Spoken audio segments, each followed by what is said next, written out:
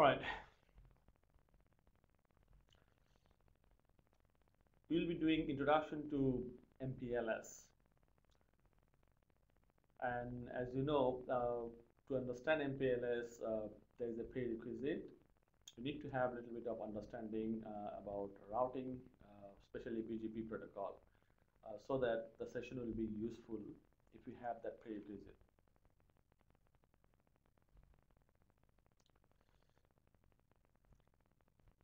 Before I give my introduction, there are some housekeeping things that I need to discuss. You can ask question anytime. To ask the question, you can use the chat box. On the chat box, if you just type your question, I'll try to answer your question as soon as I can. So to ask the question, you don't need to wait till the end of the presentation. Our MPLS 2 introduction is a new course, and it's under continuous development, and that's why we appreciate if you can give us some feedback towards the end of the presentation. All right. So my name is LER LSR Roman. I will be your presenter today. I'm in APNIC since 2006, and I work in different area in APNIC.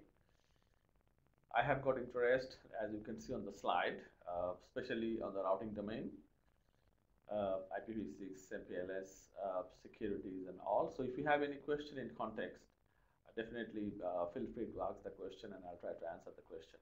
Okay. So we'll start our presentation today with the big question of what is MPLS. Probably you all know about what MPLS stands for, right? Multi-level protocol switching. So why we need MPLS technology, whereas the native or traditional IP routing protocol is heavily successful, right? Well, the existing IP routing protocol, even though it is heavily successful, but still it has got some limitation. I don't call it limitation. This is how it is. But let's discuss what is that. If you see on traditional IP routing, that works on layer 3 of the TCP/IP routing protocol. Like, you know, on the TCP/IP routing protocol, there's a layer 3. On the layer 3, we have IP, and it has got a logic of IP addressing. Like, and we all know that what IP addressing. We don't need to discuss about IP addressing in here. But when we do the traditional IP routing, what it does actually, when those routers in between that source and destination, they forward packet across. So they get the packet header, look at the destination address, do the routing table lookup that has been pre-built on the router by the help of different routing protocols, so for example, WESPA, BGP, and all. So then when they find a match into the routing table, and the equivalent the corresponding outgoing interface, they forward the packet to that outgoing interface. And this thing, or that repeated things, need to be done on every router along the path between source and destination. And the forwarding is done based on the destination address matching.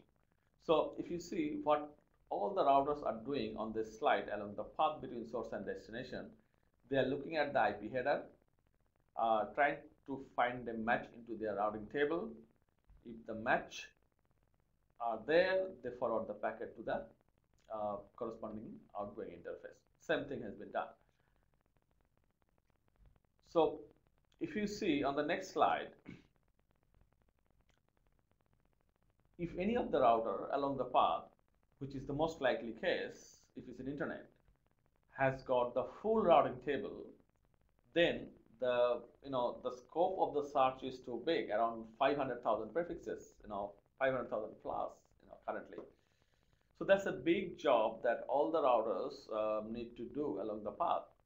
So to find the match from 500,000 plus prefixes, there is an exception by having default routes and all, but that's a different discussion on how to optimize it. But primary logic is all the router need to look into the routing table, and if the table is too big, for example 500,000 plus prefixes, nearly 500,000, they need to go through the search.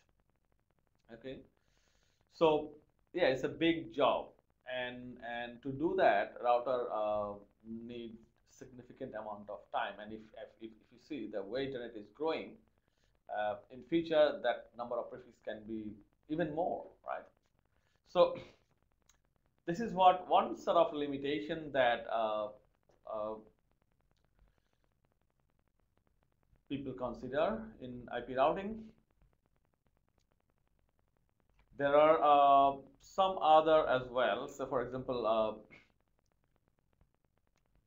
all the routing, when it has been like, you know, all the routers, when they do the routing logic has to be on IP. So when the packet comes, it has to be an IP packet. So without IP packet, normally in traditional IP routing, no way to forward it. But in a multi-vendor environment, when you know, the operator need to support anything other than packet or anything other than IP packet, right? It can be a frame or it can be a different protocol. How the same infrastructure can be used to do that? If you see in legacy PSTN network, they used to manage different core network for frame relay, for ATM, right? Because their frames are different, so they cannot go across the same infrastructure. But for internet operators, they want to keep or maintain the same network infrastructure, but they would like to forward different type of protocol. Not even always packet. It can be a frame from the layer 2. How they can do it, right? Or sometimes what they want, their customer want to communicate with another site. Right? Customer might have more than one site. They want to communicate with another site or even different customers, and they might be using the same IP address. How they will do that? Like, you know, normally they can use VPN sort of technology here. So looking at all those aspect and limitation, MPLS actually came into the picture, and MPLS technology actually can solve it. Let's see the video, what happened to it.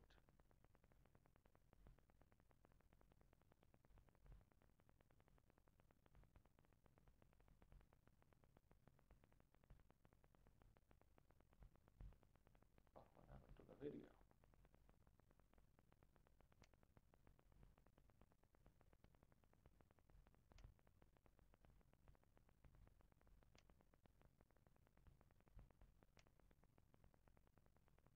Anyway, all right. Now, another limitation of the traditional IP routing is traffic engineering, right? So, for example, if you see the current routing protocol, if you have more than one path to the same destination, current IP routing protocol, especially if you see IGP, Internet Gateway Routing Protocol, for example, WESPF, ISIS, eIGRP, they only support equal cost load balancing. So, for example, if you have got more than one path to the same destination, and on the more than one path, if all the paths has got the equal path cost, then all the path can be used. But if the path costs are not equal, then the lowest cost path will be installed into the routing table. There is an exception for eIGRP. eIGRP can support unequal multi cost path, but in general, IGP routing protocol, they don't support unequal cost load balancing, right? So yeah, those are the sort of limitations that we saw in traditional IP routing. How we can enhance that, how we can improve that, that is where we can use MPLS. So MPLS, how it can enhance the traditional IP routing functionality. MPLS actually a technology on top of the existing IP routing infrastructure, and that can use the similar sort of forwarding mechanism, but by enhancing it.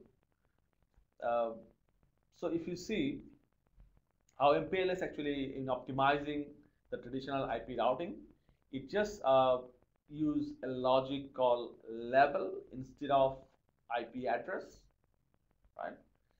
So the label can be used when the packet comes. Instead of looking at the packet destination IP header, it looks at the label header. And by looking at the label, what is the incoming label? There is a mapping which is pre-built onto the router if it is configured with MPLS. So it will find the equivalent or corresponding outgoing label for that incoming label, right? And they find out the next hop.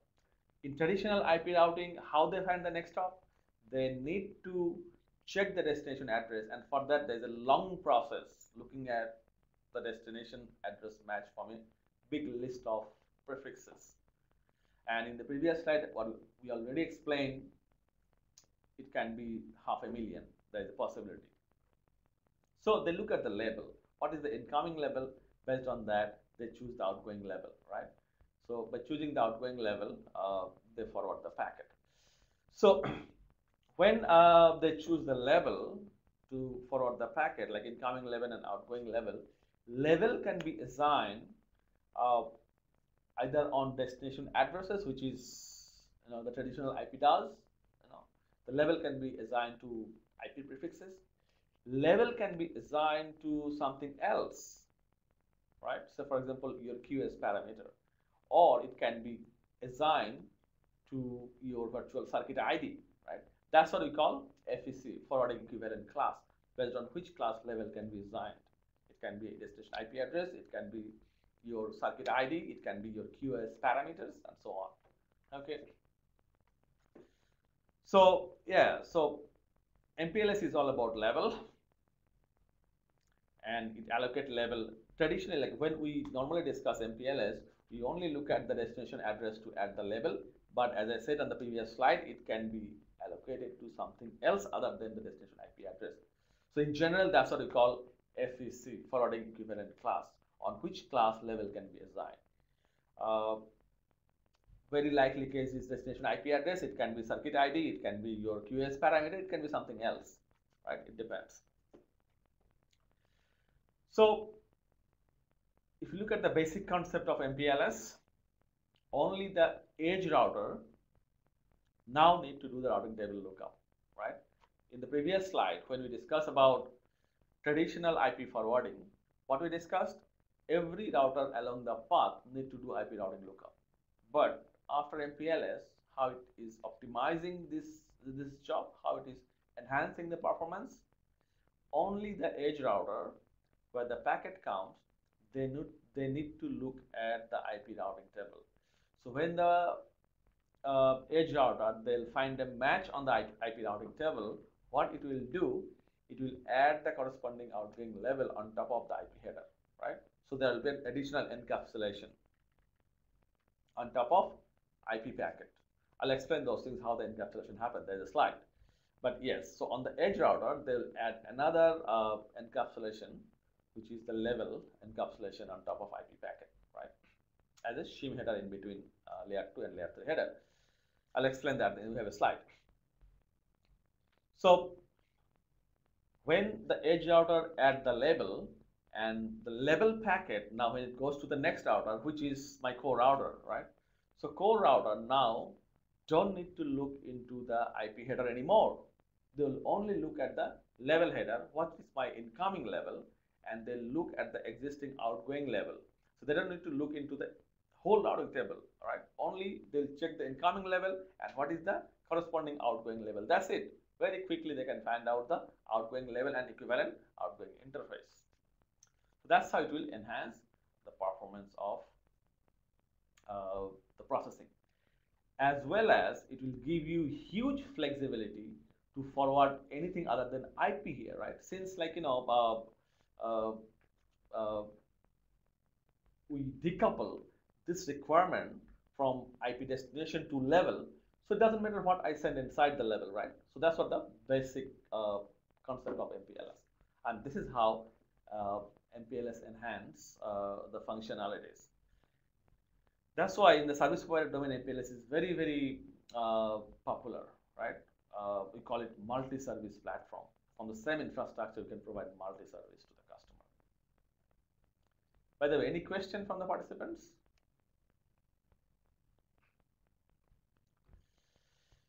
In traffic engineering, how MPLS enhance the performance? Well, what we saw in the previous slide, only the primary path can be used, right? You know, the primary path who has got the lowest path cost. In this slide, the primary path, which is OC192 link, that is the primary path. The other path is no way used. Even though the primary path is congested, but still the secondary path is not utilized. Unless the primary path is down, then only the secondary path can be used. But both the paths cannot be used at the same time. If we use MPLS traffic engineering technique, right, what we can do, we can use both the path, and we also can do the load balancing based on, like, you know, how much traffic in percentage can go through the primary path and how much traffic in terms of percentage can go to the alternate path. That can be done in MPLS. It's just using a level, right? On the level forwarding information base, we can just change the corresponding outgoing level, and then path can be changed. All right, so MPLS traffic engineering is out of context for today, so probably will not discuss further on MPLS traffic engineering, but just as a brief, what support MPLS or what application MPLS can provide, yeah, traffic engineering can be one of that. So what is MPLS? MPLS is all about levels, is it? Yeah, looks like. It can be used on your layer 2, or it can be used for your frame, I would say, or it can be used for your IP packet, right, to forward. MPLS has got, not MPLS, you know, the whole routing system has got two parts, forwarding plane and then control plane. Control plane actually help you to build, you know, the information that router need to forward the packet, which is forwarding plane. So in the control plane, all the routing protocol, they talk to each others, like, you know, connected routers, and they build a system for the forwarding plane to forward the packet. MPLS is all about control plane stuff. Everything MPLS that you do is to manipulate the control plane, right? And this is how it can it can facilitate the forwarding plane to forward the packet. So on this slide, the important message is what you are doing on MPLS is all about control plane stuff. Manipulating control plane, how we can manipulate control plane, and we can populate with our required information on the forwarding plane so that forwarding plane can use our intended logic to forward the packet across. Okay.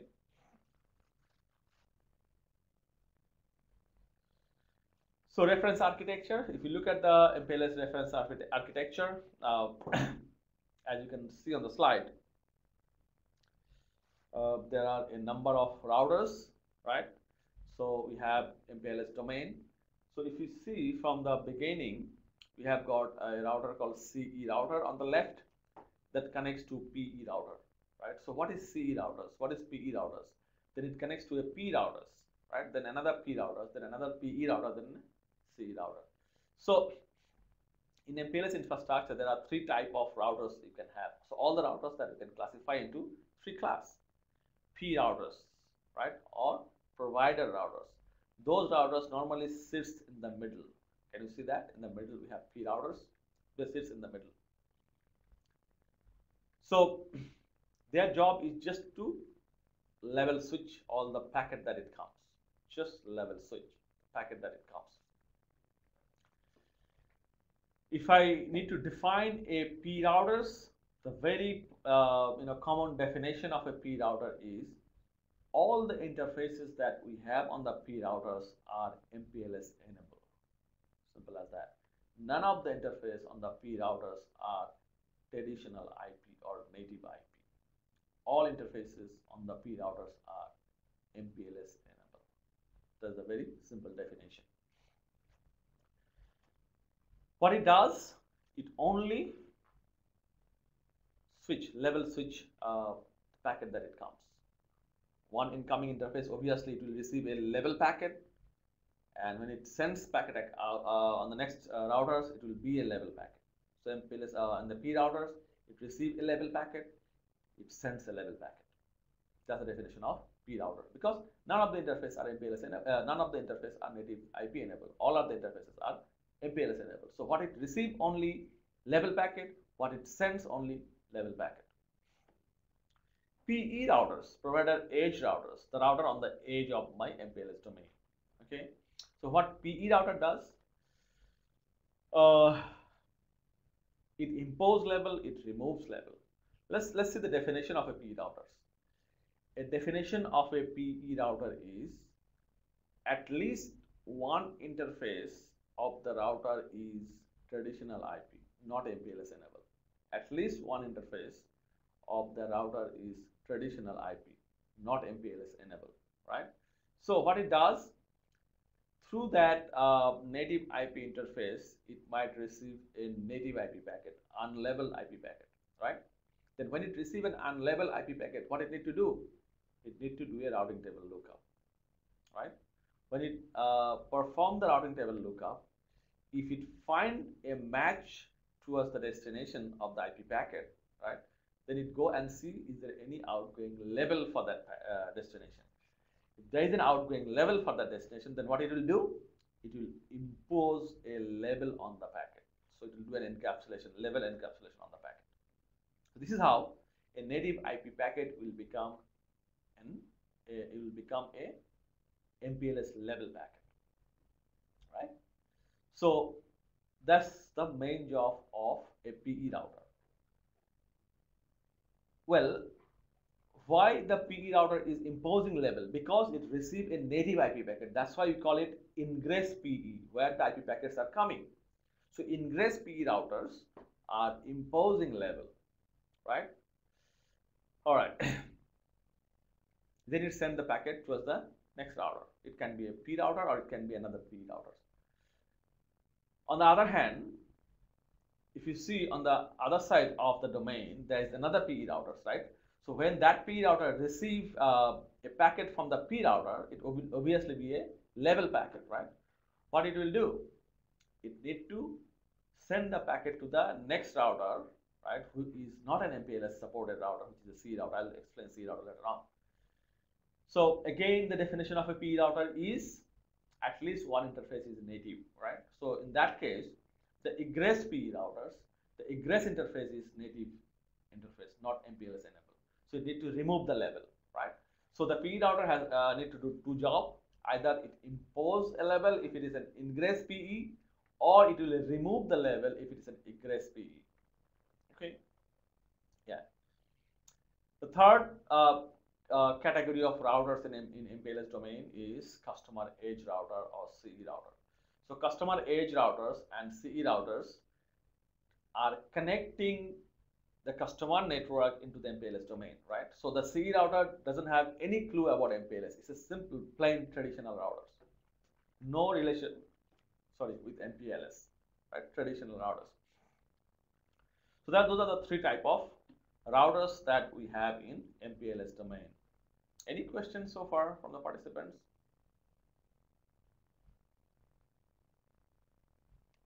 Okay. Well, next slide is talking about LSR, Edge LSR, right? Or CE. What are those? Well, same thing that we defined in the previous slide. So the previous slide is the terminology that Cisco invented technology actually talks about. PE, provider edge router, P, provider router, or CE, customer edge router. Those are the terminology that Cisco actually used, because as you know, Cisco is the inventor of tax switching, right?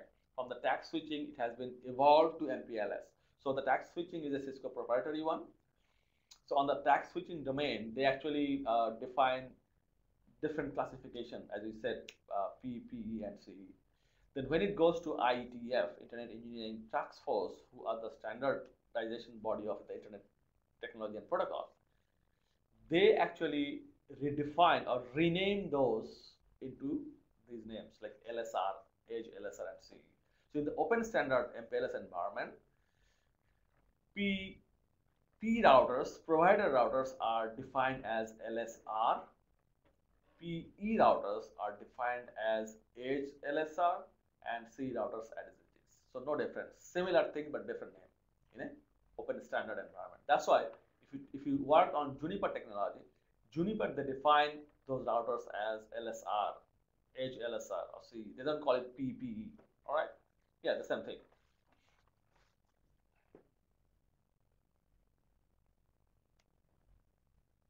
Okay. Now we'll talk about MPLS level. So far what we discussed, what is traditional IP routing and what are the limitations of it. And then we saw how MPLS actually decoupling the routing table lookup and IP header lookup by having a label, right? Then we defined different classification of MPLS domain like edge routers, P routers, customer edge routers, right? And we saw the terminology that we used on Cisco domain and open standard domain.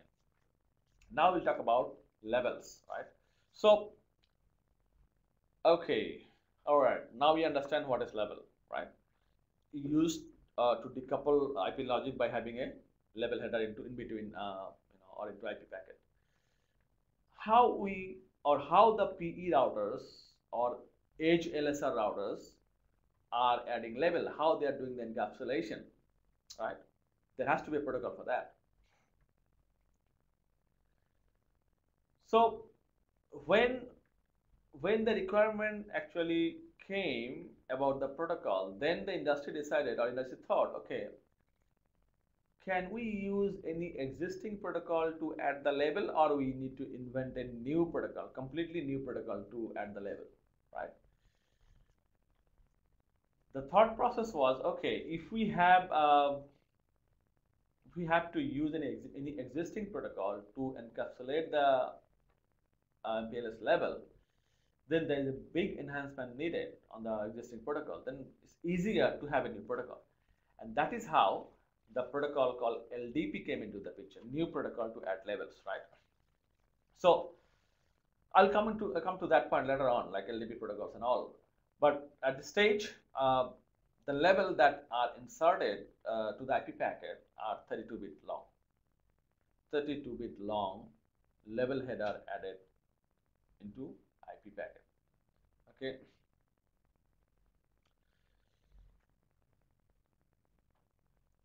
And that 32-bit level are inserted in between your layer 2 and layer 3 header. What we have in the layer 3 IP and what we have into layer 2, say for example Ethernet, right? So MPLS header or the level headers are added just in between layer 2 header and layer 3 header.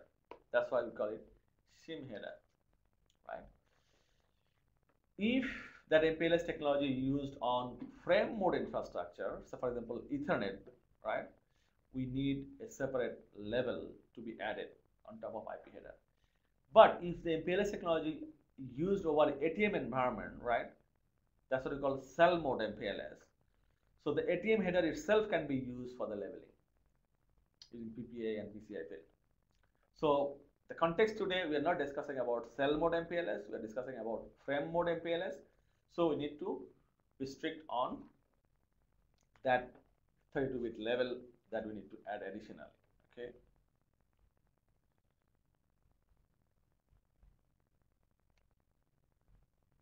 All right, let's see how it looks, the level header.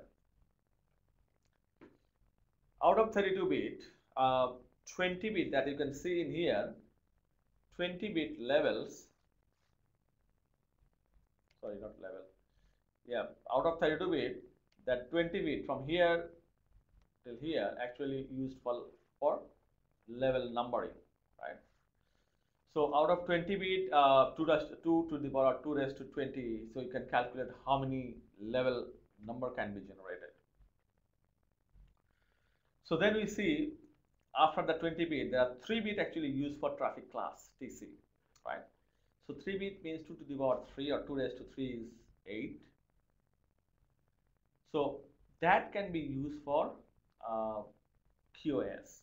So whatever the QoS parameter or QoS value that we have on the main IP header on the edge router, right, on the PE router, they can copy that traffic class value from the IP header and put it into the TCB or TC field in the MPLS level. So that's why MPLS, this is how MPLS can still support your QoS that you have into IP packet, because the same traffic class value is copying from the IP header to the traffic class in MPLS header. Then we have 1 bit bottom-up stack bit, right? So what is that bottom-up stack bit, 1 bit? That is actually used to set after the 32-bit level, what it comes, is it another level or not? So what is that? So in fact, MPLS is capable to add more than 1 level. So that's what we call level stack. So we can add lots of level, one after another. So if the ingress PE routers adding more than 1 level, they need to set that S bit, right? They need to set that S bit to 0, right? When the S bit, they need to set that S bit to 0. So when the S bit is 0, it means what comes after that is another level, unless your router is getting S bit set as 1. So when the S bit set as 1, then nothing after that. I mean, we have IP payload after that, or IP header after that. Sorry, IP header. So that's what the bottom of stack bit. We'll see in our future slide why MPLS need to add more than 1 level. For example, L3 VPN or L2 VPN case. I'll explain those things. Then we have TTL field. TTL field is 8-bit. We know what is the purpose of TTL in IP header, right? To prevent the loop. So if MPLS doesn't carry the TTL field or TTL value into the level, then probably there will be a possibility on the routing loop, because router doesn't check IP header, right? They only check level header. So that's why that TTL field, so we can copy, the ingress P router can copy the TTL field from the main IP packet to the level TTL field. Okay. So yeah, so this is how the MPLS level looks like. And if you see how levels are inserted, so that is what your main layer 3 packet, and in between layer 3 packet and your MAC header, we use MPLS header. If there is no MPLS, then the blue color color level should not be here, only the MAC header and IP header. Since the ingress P routers are MPLS enabled, they add this level header in here. That level header can be more than 1. You can see the next one, 1 level, 2 level. Unless the bottom of stack bit is set, then the router doesn't consider the next what it comes is IP header. Okay, so all right, let's move on.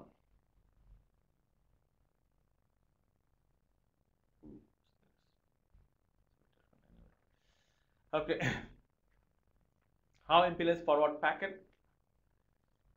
As I explained, on the PE router here, it receives either L2 frame or L3 packet on the PE router, right? When it receives packet or frame on the PE router, let's check at the packet level.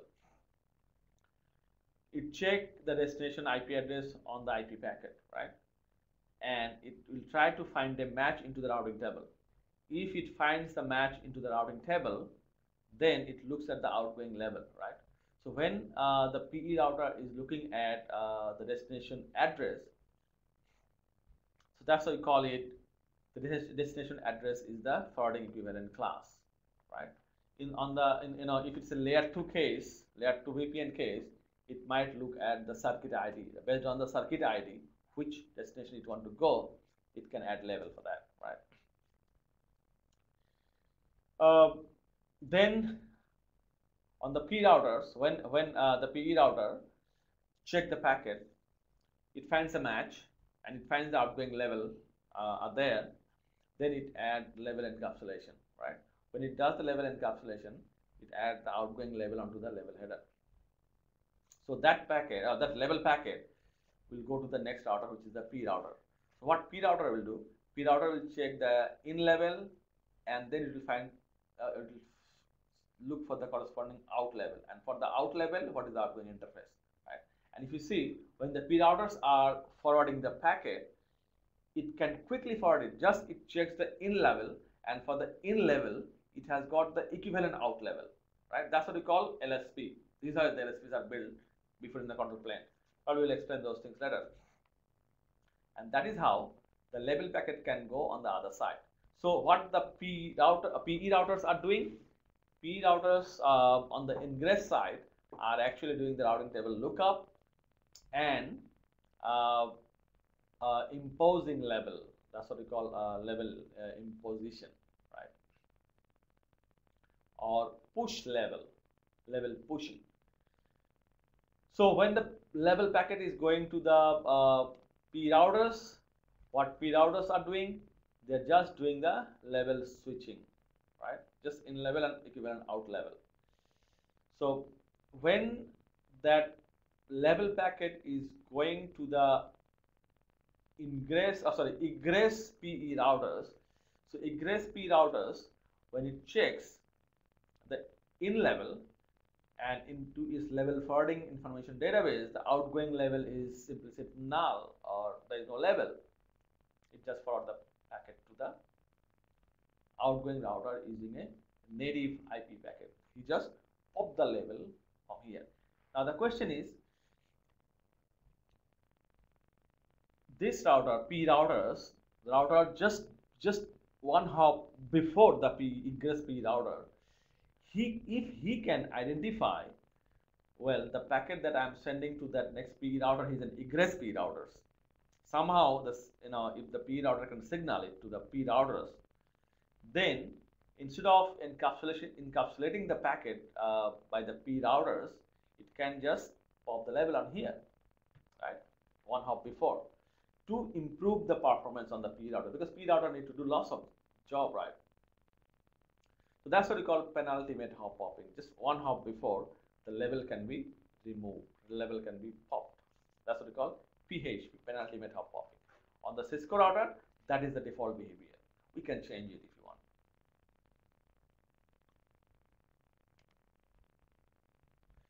Okay, now we'll have a look at how the basic IP routing forward the packet. Alright, so if you see the slide here, we have got some routers here, in here, one router, two router, three router, and four router. On those two router on the left, I have a network directly connected, so for example 128.89, and the router just underneath has got a network connected 171.69, right? So if you see on this router here, in this forwarding table, if you see the forwarding table, how it looks, 128.89 outgoing interface is 0, right? So it is Ethernet 0 interface, for example, outgoing interface. For this prefix 171.69, outgoing interface is 1. Not 1 means like this one. Through this interface it comes, right? Okay, let's look at the next router in here, this one. How it looks? Prefix 128.89, outgoing interface is 0, that's fine. Prefix 171.69, outgoing interface is 1, that's fine. Now if you go the next router in here, prefix 128.89, outgoing interface is 1, prefix 171.69, outgoing interface is 1, that's fine. That is the normal case. Okay, when the packet comes on this router, on ingress router, this one, what it will do, it will check the outgoing address. Destination address is 128.89.25.4. That's the destination IP address. Well, it has got a match in here, which is this. Outgoing interface is 1. Packet will forward it to that interface. Comes here. On this router, you do the same thing. Destination 128.89. There is a match through F0 interface. F0 interface, it goes to the next router. Same thing. Next router will find the match. It goes to the destination on the other side. That's what the traditional IP routing forwarding. How those router knows about those prefixes, right? You already have an IGP protocol running on all those routers. For example, WESPF ISIs. So by having those routing protocol, all those routers actually knows what are the prefixes are connected in which part of the networks, right? And this is the routing table, and this is how it builds the routing table beforehand. That is what the function of control plane. So control plane function is done before the packet comes. Routers are converged. Then packet comes, it can check on the routing table and can forward the packet. That's what the traditional IP routing job. Let's see how MPLS actually enhancing that. All right, now we have a MPLS mechanism in here. So in MPLS, if you see the forwarding table, they have added few more column here, right? In level, out level. Do you see that? In level, out level? Okay. Same thing, we have IGP running on all those routers, and through IGP, oops, why is upside down? Okay. Through IGP, all the router knows which networks are connected, right? Did you see that? And we have out interface that we saw in the previous slide, which interface would be our outgoing interface. So when all the router has got those prefixes into their IGP table, and if the routers are configured with MPLS, then what additional job MPLS will do on the forwarding table? Well, it will add in level on all the prefixes available into the IGP table, right? Since in the IGP table we have those prefixes, did you see the prefixes in the IGP table built by our IGP protocol, IGP routing protocol? On that IGP routing table, MPLS will provide an in level, right? In level means locally allocated level. So local level, my own level, my own level for those prefixes, right? That will be generated by individual routers. So when they provide their in level, then what is the next job? Next job is they will advertise their in level. Did you see how they're putting the in levels into all those routers? So when they put the in level, you'll see this level is only unique within the router. So this router will have level 20 for prefix 128.89. This router can have same level 20 for 128.89, right? Sometimes it's a bit confusing, right? When you check levels across the whole path and you check LSP, that's why we prefer to have level range. If you can specify level range on each router, then every router will specify separate levels from different range. Anyway, so each routers are giving, like, you know, their in level. So when in levels are allocated, then what's the next job? Next job is they will try to find out their LDP pair, right, where they are directly connected, and with the LDP pairs, they will advertise their in level to them. So the way the router is sending the is in level to the next router, he will also receive in level from the next router, and that will become his out level. Okay, this is how each router will have a pair of in level and out level, right? And that is how you see MPLS will build LSP. All the best path that are in the IGP table, right? And for the best path, there is an in level out level mapping, right? That's what we call LSP. So now, when the packet comes after the level forwarding database has been built, when the packet comes, as you can see on this router, going to the same destination, the ingress PE router, this is what the ingress PE router, he will do a routing table lookup, right? And you'll find out the outgoing level for that, right? Which is the in level for the next router. So that outgoing level will be added on the packet. So that's what the level header in here. So then when the packet comes on the next router, he'll check the in level 20, and what is the equivalent out level? You see in level 20, what is the equivalent out level 30? You'll just swap the level to level 30, right? And this is how the packet goes to the other side. And if you see how the packets are going, none of the router in the middle are doing the routing table lookup, only the level swapping. What is the in level? Equivalent out level. That has been built before. That's what the job of MPLS control plane. Data plane or the forwarding plane is almost same between traditional IP and MPLS. It's all about control plane stuff. As I said, almost, not exactly same. All right, so That's what the purpose of MPLS, or sorry, that's what the operation of MPLS.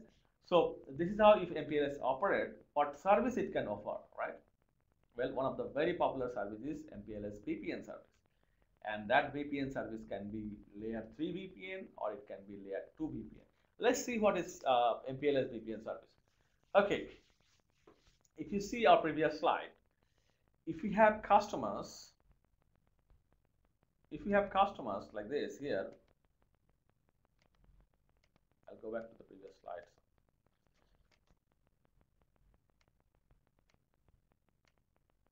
Okay.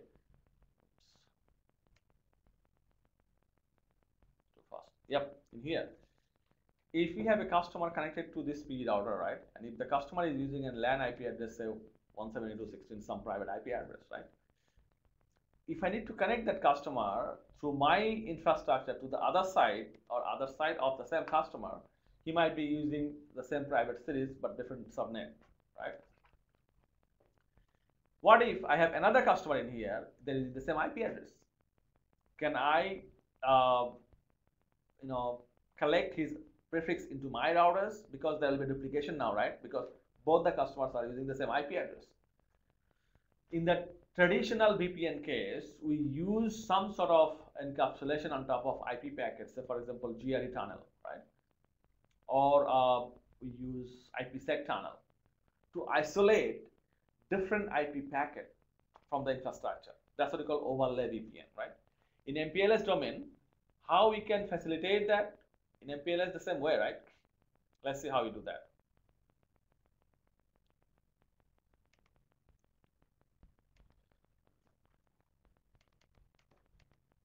Okay.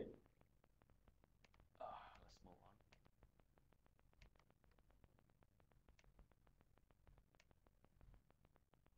Yep, here. So MPLS VPN is all about, virtualizing your routing infrastructure. So for example, in this diagram, we have one router in here, right? This router, P routers. We have two customers. If both the customer, VPN1 and VPN2, they're using the same IP address, basic concept is, okay, I need to give separate channel for them. So for example, if I have got one router for him, for VPN1, if I have got one router, C router connected with that router, that's fine. And if I have got another router for the VPN2, then it's fine if both the routers are not connected, right? But I can't do that. How many routers I can buy for each customer? And that's not feasible. So what we do, from the same physical routers, why we can't create virtual routers? That's what we call VRF. In each routers, we create small VRF, that's what called virtual router, right, for each customer. When we create small VRF for each customer, so in this slide, for green VPN, we are creating green VRF. For blue customer, we are creating blue VRF, right? So on the single physical routers, we are actually creating two virtual routers, right? So when you create two virtual routers, what it will do? Well, it will create a separate routing table for each router, each virtual routers, right? So for green VRF, they will create a separate routing table. For blue VRF, it will create a separate routing table. That's what we call VRF context routing table, right? So for green VRF, if they are using say 192.168.1.0/24 subnet, that will go and stored onto the green VRF routing context. On the other side, blue customers, same IP address will be stored on blue VRF routing context, and both the contexts are not connected to each other. Virtually they are separated, right? So this is how VRF can be used to create a virtual infrastructure within the same physical routing system or physical routers, right? So, well, on the edge router we did it. We have separated customer prefix. How we send that to the other side, because our customer sites are on the other side of the network, and on the other side of the network, do I need to create separate VRF on those routers as well? Well, that can be a concept. Should I need to create separate VRF on those P routers? Probably not. What's the concept? Okay, why not? I mean, on the P routers, we only need to carry the prefix, and when we carry the prefix, we need to make sure same prefixes are not mixed each other, but we need to carry those prefixes on the P routers. So that's why to send those customer prefixes from VRF to the next routers, we have a concept called RD, route distinguisher, right? It's a 8-byte attribute added to the IP header, not IP header, IP address prefix. So that is how the customer prefix, when it is going out from VRF, right, we convert those customer IP address into a separate address family, call it VPN v4 address family, if we add a VRF, if we add RD on top of it, right? So if an IPv4 address are added with an RD, unique RD, this is what we call VPN v4 prefix. So VPN v4 prefix is 32-bit IPv4 address plus 64-bit RD. That's how it will become VPN v4 prefix, 64 plus 32, yeah, 96-bit VPN v4 prefix.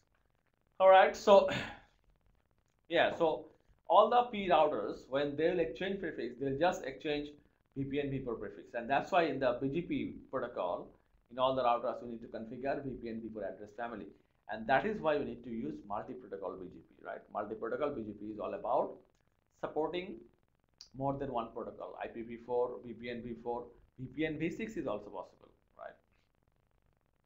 L2 TP address, I mean, lots of other address files for layer 2 VPN. All right, so yeah, so this is how we have our VRF, and then we have our RD. I have already explained RD, but we have a slide for that. So this is what probably the suitable slide to explain that. So from customer, when you collect customer prefix into the VRF, from the VRF, we need to send the prefix to the other P routers here, right? And when we send the prefix to the other P routers, we need to make sure two customer prefix, same IP address, are not mixed up here. That's why we have, when we send that customer prefix outside the VRF, we add RD. When we add RD, that becomes a separate address family, VPN v4 address family. How this address family will be exchanged across all the routers? We need to have a full mesh among all the P routers. If you want to scale it in a big environment, you don't need to have full mesh. You can use route reflector that we use normally in our IBGP, right? So same route reflector can carry VPN v4 if it supports and multi-protocol address family.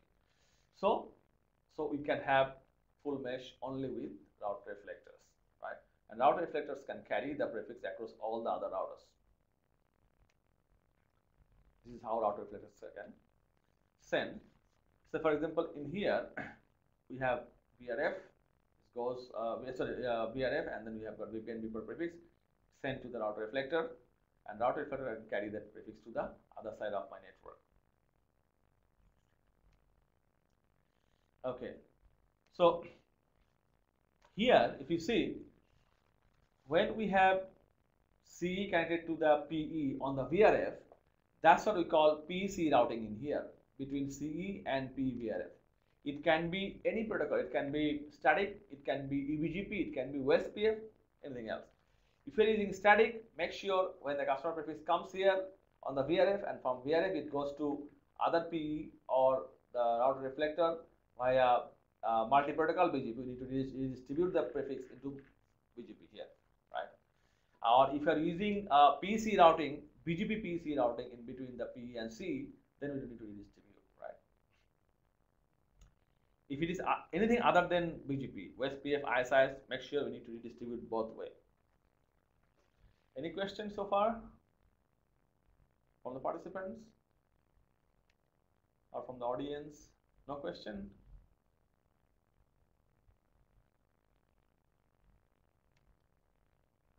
Okay. So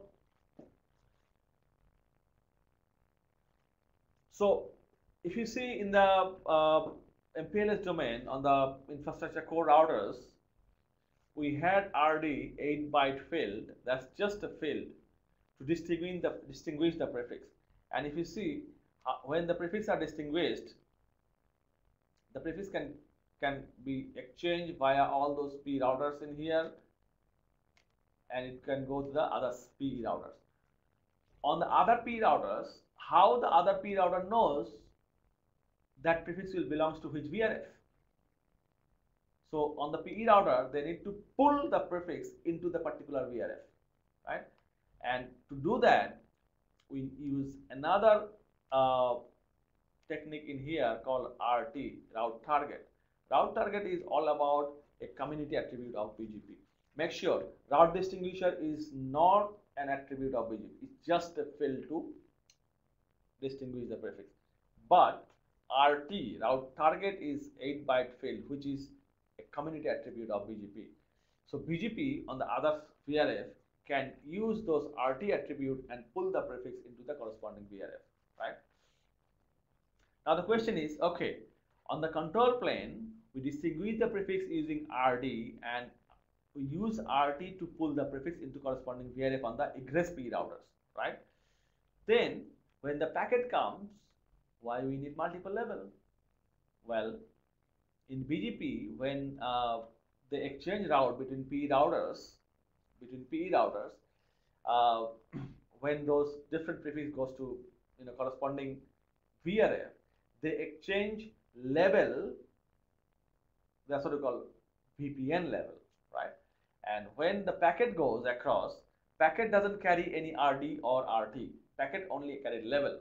So that's why the level to RT/RD mapping need to be done on the control plane in the VRF, and then when this mapping is done, when the ingress P routers, they'll create the packet for the other VPN side. They add two levels. One is the VPN level, other one is the transport level. Transport level actually used to do routing. Transport level actually used to do routing in between here, like all those routers.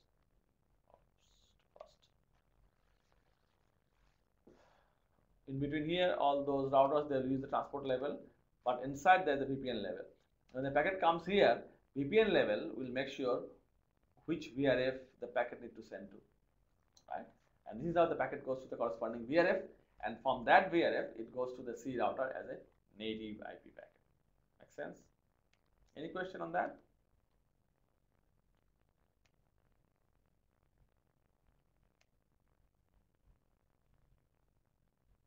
All right, so this is how you see we have an example here.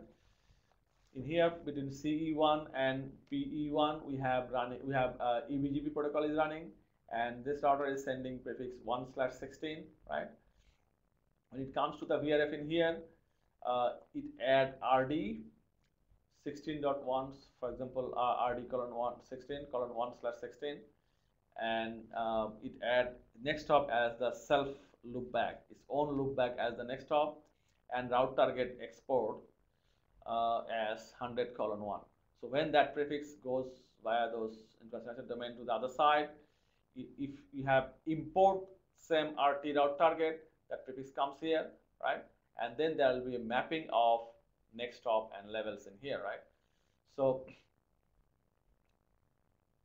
the prefix in here, so they'll exchange VPN level now. When the VPN levels are exchanged, then when packet comes, packet will have only transport level and VPN level, and based on that, those different routers can understand which prefix it belongs to based on which VPN the prefix belongs to based on the level. Make sense, everyone?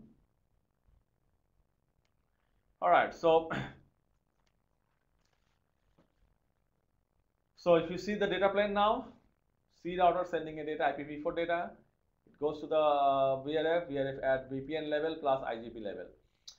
In here, IGP level actually used, or the outer level actually used to swap the packet across, but the VPN level is same, right? VPN level is same. When it goes to the other side, all the levels are popped, and then native IP packet will go to the corresponding side. That's it. Very simple forwarding plane operation. All right. So if you see the deployment scenario in the service provider domain, MPLS can be deployed for managed service, right? And we have some example Cisco specific, what platform can be used for that. And definitely if the service provider use MPLS as a service for the customer, they can use the same infrastructure. They can use the same infrastructure to provide multiple service to the customer. It can be L2 VPN, it can be L3 VPN, it can be traffic engineering support, or it can be internet. All right. So capex is very less. You don't need different infrastructure for different service that we saw in legacy PS10 infrastructure. Enterprise, they can use MPLS to connect different site and different services to isolate their service completely separated for different group of people in their organization. Or in the data center environment, they can use to connect different data centers. So if they're doing virtual hosting, they can connect different data center, even they can connect to the cloud. All right, so that's what the introduction to MPLS. As I said, towards the end of the presentation, I'll show you the URL, SurveyMonkey URL. If you can give us some survey, some feedback, we'll try to improve our future e-learning based on your comments and feedback. And end of the presentation, end of the survey, when you finish the survey, it will redirect you to an FTP site. From there, you can download the presentation slide. Okay, so that's what the end of the presentation that I have. Any questions so far? We have even though we are running out of time, but still I can take some question if you want to ask any question now.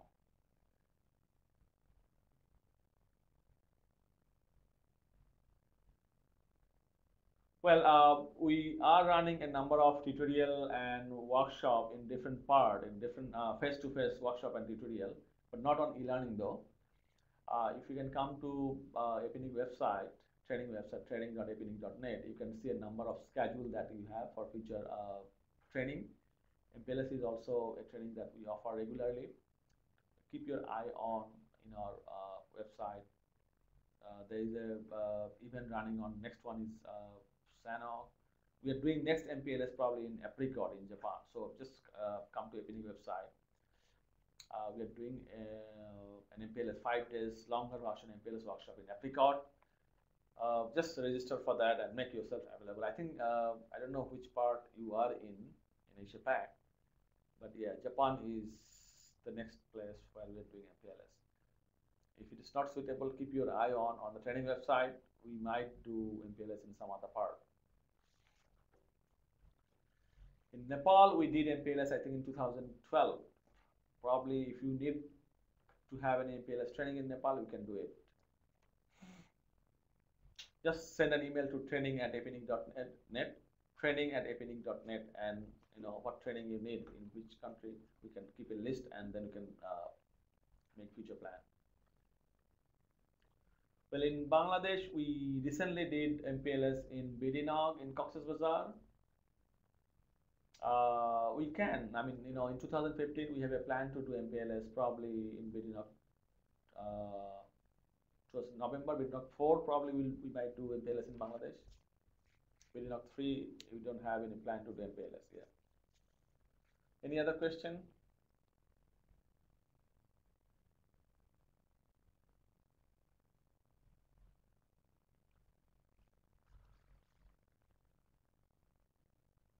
Well, if no question, then thank you very much, and you can come to APNIC help desk for any assistance related to APNIC services, related to any training query. Our help desk runs 9 to 9 in Australian Eastern Standard Time. We speak a different language, not only English. Yeah, just come to apnic.net website and then you'll find help desk. You can send any training related query to training@apnic.net. We'll try to answer your questions. So I hope the presentation will be useful, and thank you very much.